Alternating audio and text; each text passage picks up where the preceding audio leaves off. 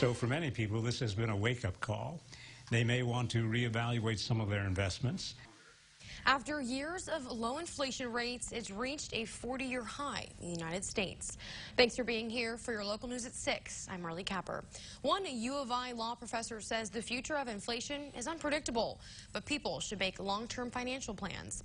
In May, prices jumped 8.6% compared to 2021. The Department of Labor reports that that's the highest spike since 1981.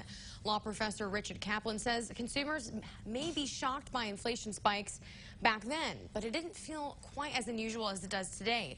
That's why people, especially those who are retired, may want to alter their investment portfolios. He says keeping a portion of your assets in cash is one safety net, and waiting beyond the full retirement age to claim Social Security is another. Ultimately, he says the most important thing is to plan ahead.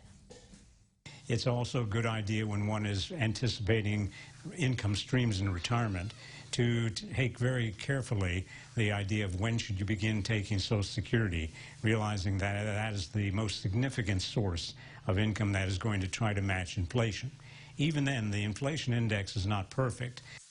He says most people have the majority of their assets tied to their homes if they own one, and those homes are paid off. They've largely insulated themselves against inflation, but there's not a lot to consider in today's economy, and nothing is guaranteed.